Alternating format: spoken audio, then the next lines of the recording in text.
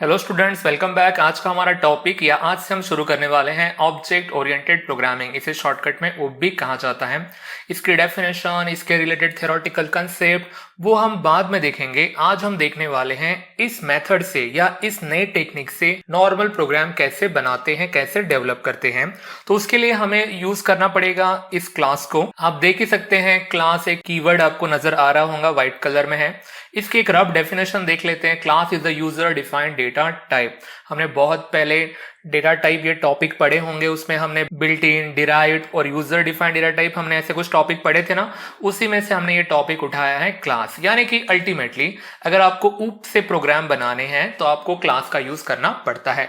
Again class की detail definition, उप की डिटेल डेफिनेशन हम बाद में अच्छे से देखेंगे। क्यों ना पहले एक छोटा सा एग्जाम्पल देखा जाए।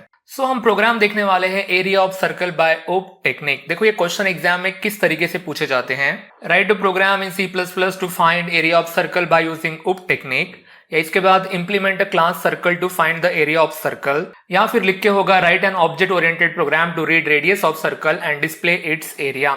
ऐसे तीन तरीके से ये प्रोग्राम पूछा जा सकता है। यही प्रोग्राम नहीं, बाकी के प्रोग्राम भी इसी तरीके से पूछे जा सकते हैं। तो बस इतना ध्यान में रखना कि कहीं ना कहीं पे मेंशन रहेगा उप टेक्निक से, क्लास से, ऑब्जेक्ट ओरिएंटेड प्रोग्राम से, ऐसे कुछ ना कुछ वर्ड आपको प्रोग्राम में दिखेंगे और ये क्वेश्चन आते हैं 5 मार्क्स के लिए। तो जब उन्होंने मेंशन किया है कि उप टेक्निक से बनाना है, क्लास से बनाना है, तो आप नॉर्मल तरीके से इस प्रोग्राम को नहीं बना सकते। अगर नॉर्मल तरीके से इस प्रोग्राम को बनाओगे तो आपको 0 मार्क्स मिलेंगे। तो चलो प्रोग्राम के पहले कंसेप्ट देख लेते हैं कि आपको यहाँ पे क्या क्या परफॉर्म करना है। एक नॉर्मल सिक्वेंशियल प्रोग्राम में क्या क्या चीजें होती हैं। उसमें डिक्लेरेशन ऑफ वेरिएबल्स होते हैं, जो भी आपको वेरिएबल यूज करने हैं। देन रीड वैल्यूज वाला टास्क होता है, देन कैलकुलेशन वाला टास्क, और लास्ट में डिस्प्ले रिजल्ट करने वाला टास्क होता है। तो ऐसे 4 टास्क होते हैं एक सिक्वेंशियल प्रोग्रामिंग में। जैसे कि अगर मैं एरिया ऑफ सर्कल का प्रोग्राम देखूं तो मुझे रेडियस डिक्लेयर करनी पड़ेगी, मुझे एरिया नाम का वेरिएबल डिक्लेयर करना पड़ेगा, रेडियस रीड करनी पड़ेगी, एरिया कैलकुलेट करना पड़ेगा और रिजल्ट डिस्प्ले करना पड़ेगा। ये जो 4 टास्क है, अब तक हम मेन जो वॉइड मेन हम लिखते थे वहां पे ये हम करते आ रहे थे, या ज्यादा से ज्यादा हम फंक्शन से करते आ रहे थे। तो अब यही सेम चीज, ये सेम टास्क हम परफॉर्म करेंगे क्लास से, और वही तो हमें आज सीखना है कि ये प्रोग्राम और बाकी प्रोग्राम क्लास से कैसे बनाते हैं। तो चलो बढ़ते हैं प्रोग्राम की तरफ। प्रोग्राम में आपको एज यूजुअल ये 2 फाइल इंक्लूड करनी है। एक है iostream.h और दूसरी है conio.h। iostream से आपको सीन और सी आउट का सपोर्ट मिलता है, तो conio.h से आपको क्लियर स्क्रीन और getch का सपोर्ट मिलता है। देखो गाइस, इस प्रोग्राम की शुरुआत अब मेन से नहीं होंगी, और देखो वही तो हमको पढ़ना है। सबसे पहले आपको क्लास ये कीवर्ड लिखना है, ओके गाइस, और आपको क्लास को नाम देना है। जैसे वेरिएबल के नाम, फंक्शन के नाम होते हैं ना, वैसे ही आपको क्लास को नाम देना है। तो क्लास को मैंने नाम दिया सर्कल। ये आपके ऊपर डिपेंड है कि क्लास को आपको क्या नाम देना है। कभी कभी क्लास का नाम गिवन होता है प्रोग्राम में, तो वही आपको नाम यूज करना पड़ेगा। इसके बाद नीचे आना है, एक ओपनिंग करली ब्रैकेट और क्लोजिंग करली ब्रैकेट बनाना है, और जहां पे क्लोजिंग करली ब्रैकेट है वहां पे देना है आपको सेमीकोलन। ओके, जनरली मैं क्या बोलता हूं, जिसके करली ब्रैकेट होते हैं उसके सेमीकोलन नहीं होते हैं, बट हर चीज का एक्सेप्शन होता है। जैसे इनुमरेशन हो गया, ये क्लास हो गया, तो इसके सेमीकोलन वगैरह होते हैं, क्योंकि ये डिक्लेरेशन और डेफिनेशन दोनों एक साथ हैं। तो जब हम चीजें डिक्लेयर करते हैं तो आपको सेमीकोलन देना पड़ता है। तो ये जो मैं कर रहा हूं ना, ये क्लास को डिक्लेयर एज वेल एज उसे डिफाइन भी कर रहा हूं। तो ये कंसेप्ट तो हम बाद में भी देखने वाले हैं। तो आप देख सकते हैं कि ये जो पूरा ब्लॉक है, इस ब्लॉक को मैंने नाम दिया है क्लास सर्कल, और आपको जो भी हमने अभी टास्क डिस्कस किए थे 4 टास्क, वो इसके अंदर आपको करने हैं। अब रही बात, इसके अंदर आने के बाद इस ब्लॉक को आपको 2 सेक्शन में डिवाइड करना है। देखो, पहले सेक्शन का नाम है प्राइवेट और कोलन देना है, सेमी कोलन नहीं है गाइस, ये कोलन है। और दूसरा ब्लॉक है जिसका नाम है पब्लिक। आपको इस ब्लॉक को 2 सेक्शन में डिवाइड करना है, एक है प्राइवेट और दूसरा है पब्लिक। तो आपको चारों टास्क याद है प्रोग्राम करते समय। सबसे पहला टास्क है डिक्लेरेशन ऑफ वेरिएबल। तो क्या करो, जो प्राइवेट सेक्शन है वहां पे वेरिएबल डिक्लेयर करो। जैसे कि आपको आर की जरूरत पड़ेगी रेडियस ऑफ सर्कल स्टोर करने के लिए, और उसके बाद आप एरिया निकालोगे, तो आपने एरिया नाम का एक वेरिएबल भी यहाँ पे डिक्लेयर कर लिया।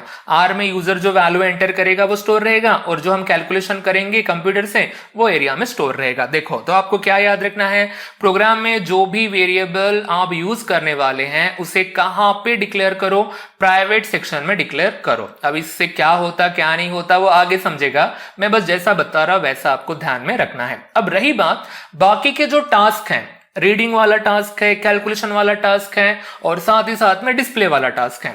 अब ये आप चीजें डायरेक्ट यहाँ पे नहीं लिख सकते हैं। आपको कोई भी टास्क परफॉर्म करना हो तो आपको फंक्शन का यूज करना पड़ेगा। तो देखो मैं एक फंक्शन लिख रहा हूं यहाँ पे, गेट डेटा नाम का मैंने एक फंक्शन यहाँ पे जस्ट लिखा है। फंक्शन है इसलिए ओपनिंग एंड क्लोजिंग पैरेंथेसिस होगा गाइस, ओके, और डिक्लेरेशन होगा तो सेमीकोलन होगा। अब रही बात क्या ये कुछ रिटर्न करने वाला है, तो बिना कोई सोचे समझे इसके आगे आप वॉइड लगा दो। हम आज जितने भी प्रोग्राम देखने वाले हैं सबके सामने वॉइड ही रहेगा, ओके।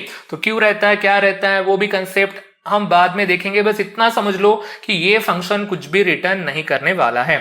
तो जैसा इस फंक्शन का नाम है वैसा ही इसका काम रहेगा। तो ये फंक्शन क्या करेगा पता है हमारे लिए, ये हमारे लिए रेडियस रीड करेगा। तो क्या करते हैं, इसे बाद में डिफाइन करने के बजाय मैंने सेमीकोलन हटा दिया है और इसको कर्ली ब्रैकेट दे दिए हैं ऐसे। तो हम यहीं पे इसे डिफाइन करेंगे, ओके। बाहर भी कर सकते हैं तो वो तो बाद में आने वाला टॉपिक है हमारा, बट जो हम आज प्रोग्राम देखने वाले हैं यहां पे ही हम इसे डिफाइन करेंगे। तो देखो गाइज यहां पे मैं क्या लिख रहा हूं, सी आउट का यूज करके मैंने यहां पे लिखा enter radius of a circle. तो ये स्टेटमेंट है और बस इतना ध्यान में रखना है, क्लास के प्रोग्राम में आप कोई भी स्टेटमेंट डायरेक्ट इंडिपेंडेंट नहीं लिख सकते हैं। ऐसे स्टेटमेंट अगर आपको लिखने हैं तो आपको हमेशा उसे फंक्शन के अंदर ही लिखना है। यहाँ पे कोई भी टास्क हो, रीडिंग, कैलकुलेशन, डिस्प्ले, ये हमेशा कौन करेगा गाइस, फंक्शन ही करेगा। और डिक्लेरेशन को आप डायरेक्ट ऐसा लिख सकते हैं, ठीक है। बस इतना आपको कुछ चीजें ध्यान में रखनी है।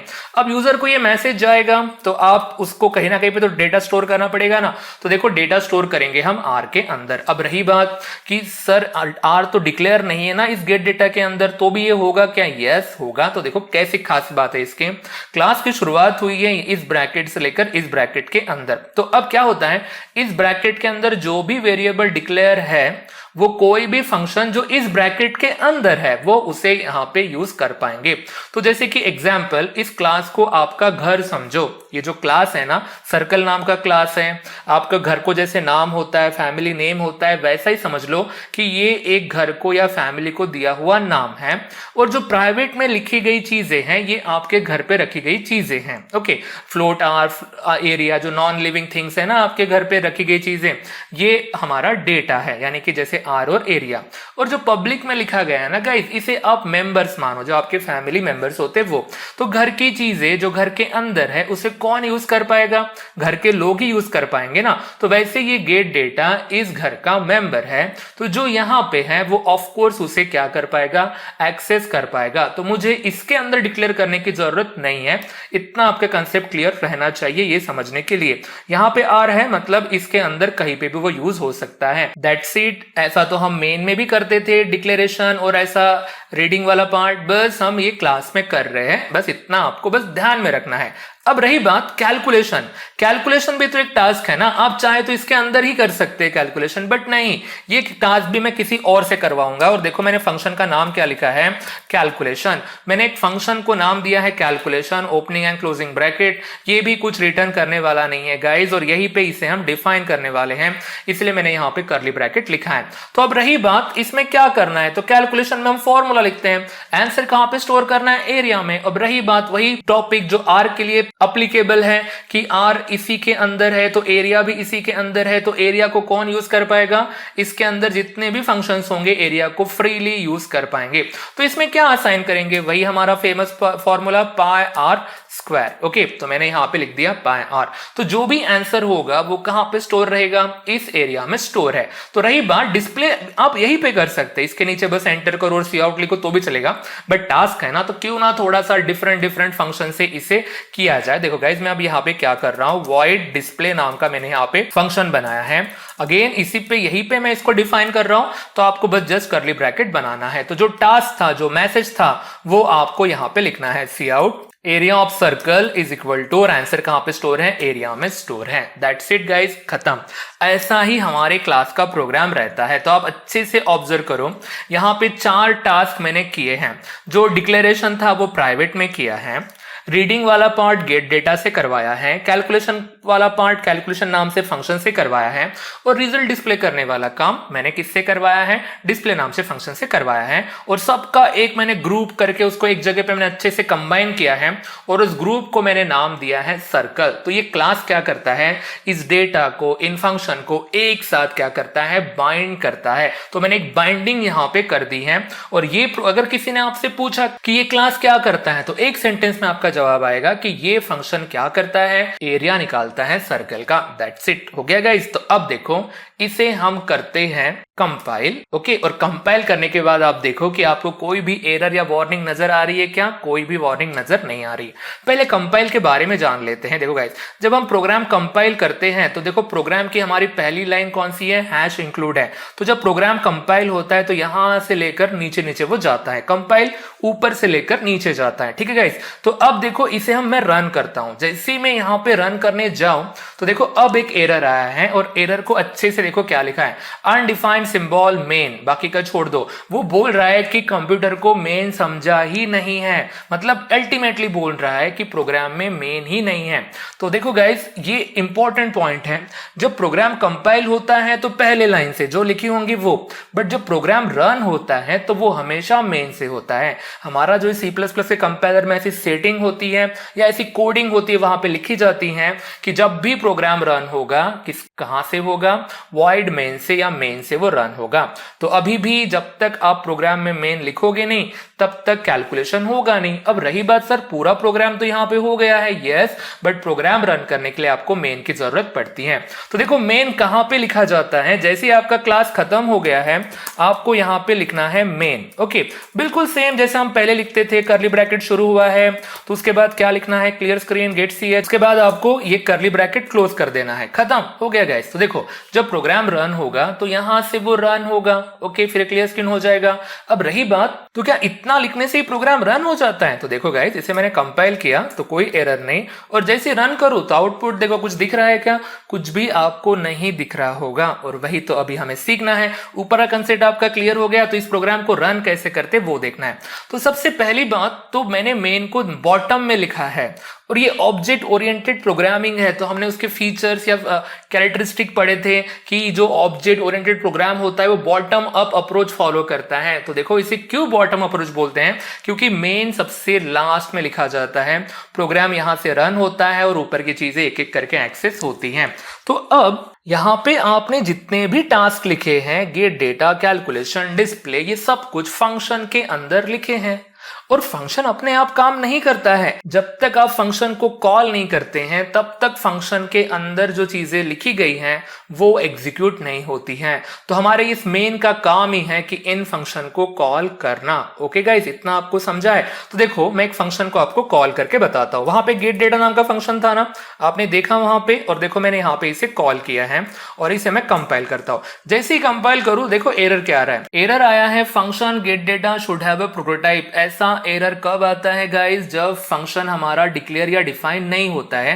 बट अगर आप अच्छे से ऑब्जर्व करोगे तो फंक्शन तो बराबर यहाँ पे डिक्लेयर भी है और सब कुछ यहाँ पे डिफाइन भी किया गया है, फिर भी ऐसा एरर क्यों आया है। देखो गाइस, ये जो चीजें है ना, गेट डेटा, कैलकुलेशन, डिस्प्ले, ये इंडिपेंडेंट नहीं है। ये किसकी प्रॉपर्टी है, सर्कल नाम के क्लास की प्रॉपर्टी है। और आप पता है मेन है ना, आप लोग हैं, ऐसा समझ लो, आप इनको एक्सेस करना चाहते हैं या इनको ऑर्डर देना चाहते हैं गेट डेटा को, और वो ऑर्डर जाएगा नहीं ना। क्यों नहीं जाएगा, क्योंकि आपको सबसे पहले एंट्री लेनी पड़ेगी कहां पे, क्लास के अंदर। जब आपको क्लास के अंदर एंट्री मिलेंगी, आपको उनकी परमिशन मिलेंगी, तभी आप इन लोगों को क्या कर पाओगे, यूज कर पाओगे ना। तो वैसा ही हमारा यहाँ पे मेन के अंदर होता है।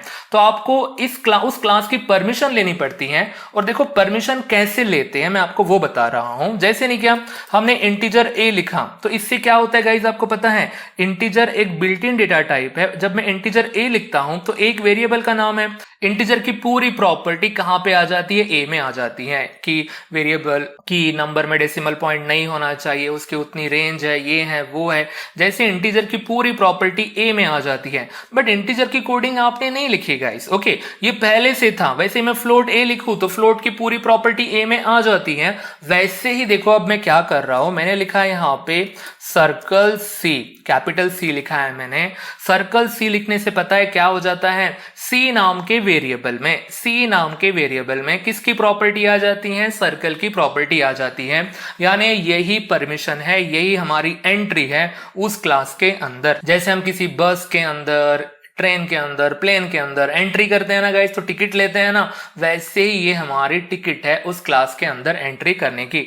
एक बार आपको अंदर परमिशन मिल गई चढ़ने की, तो आप उसके अंदर की चीजें क्या कर सकते हैं, एक्सेस कर सकते हैं। दैट्स इट, इतना समझा आपको। तो ये जो हमारा सी है ये ऑफ कोर्स एक वेरिएबल है ना, अगर आप ऊपर को कंपेयर करोगे ना गाइस तो आपको समझेगा। देखो इंटीजर एक हमारा बिल्ट इन डेटा टाइप है, इसका ये वेरिएबल है। व्हाट अबाउट सर्कल, आप बोलेंगे सर्कल कहां से आया, सर्कल हमने क्लास को दिया हुआ नाम है। और मैंने आपको क्या याद रखने को बोला है कि class is the user defined data type. आपको अगर इस सर्कल के अंदर की चीजें एक्सेस करनी है तो आपको इससे परमिशन लेनी है, और परमिशन ऐसे ली जाती है ऑब्जेक्ट बना के। ये ऑब्जेक्ट यानी nothing but a variable of A class, class के वेरिएबल को क्या कहा जाता है, ऑब्जेक्ट कहा जाता है।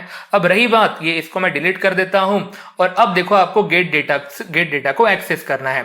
तो जो मैंने कैपिटल सी लिखा है उसके पीछे डॉट लिखना है और गेट डेटा को कॉल करना है। जो भी वहां उसके अंदर फंक्शन अगर ऐसा होगा तो ऑटोमेटिकली उसके अंदर कॉल जाएगा। देखो C dot get data like that. Okay, तो सी से ये डॉट हमारा एक्सेस ऑपरेटर है, इससे गेट डेटा हमारा एक्सेस होता है। और अब करते हैं हम इसे कंपाइल। देखो कोई एरर नहीं, और जैसे ही आप रन करोगे तो आपको फैमिलियर चीज नजर आएंगी, enter radius of a circle. मैंने यहाँ पे 1 एंटर किया है, और जैसे ही अब मैं एंटर करूं, एंटर करने के बाद और फिर से एंटर करूं तो प्रोग्राम टर्मिनेट हो गया।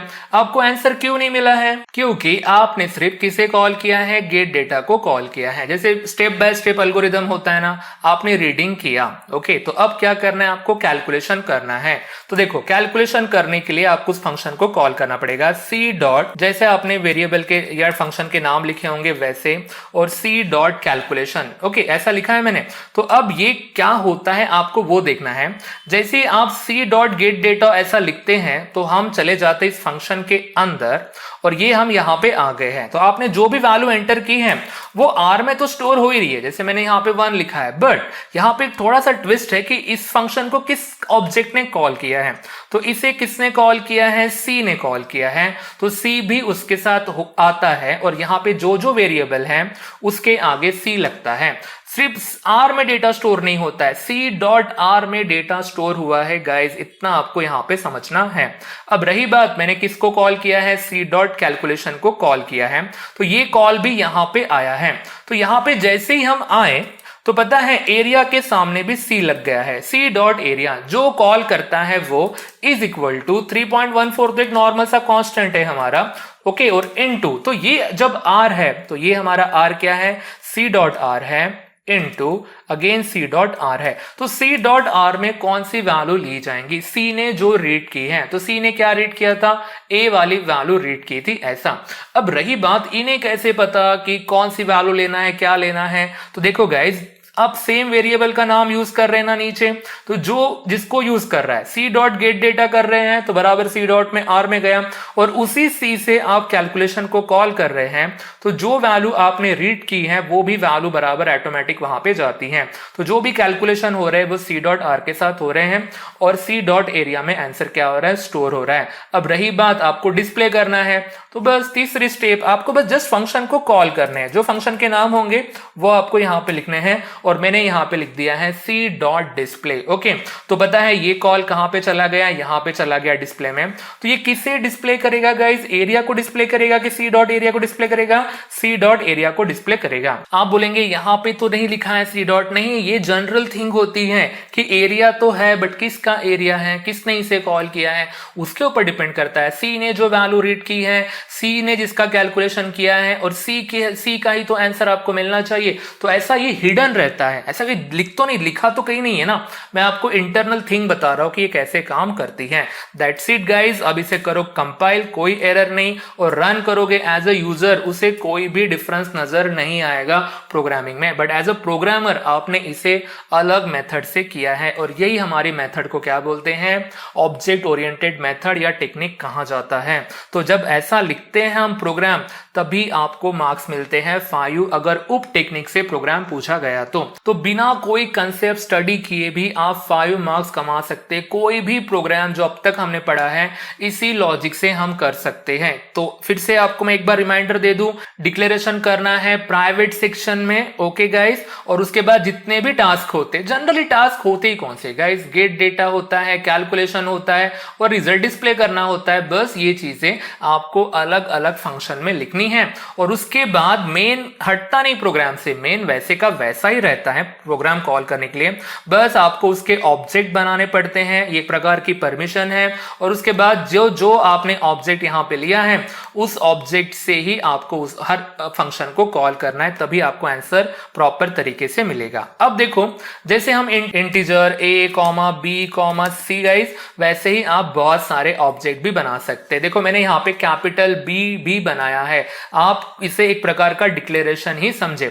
अब जरा इमेजिन करो, C ने वैल्यू रीड की है और मैं B से कैलकुलेशन परफॉर्म कर रहा हूं और C से उसे डिस्प्ले कर रहा हूं। देखो मैं क्या बोल रहा हूं, C ने जो वैल्यू रीड की है वो कैलकुलेशन में बिना भेजे मैंने B से वैल्यू भेज दी है और मैं आंसर एक्सपेक्ट कर रहा हूं कि C का आ जाए। तो देखो इसे जैसे ही आप कंपाइल या रन करें और अगर मैंने वैल्यू 1 डाली है तो आंसर आपको पता है ना 3.14 आता है। तो देखो आंसर क्या आ रहा है कि आपको गार्बेज वैल्यू यहां पे मिल रही है।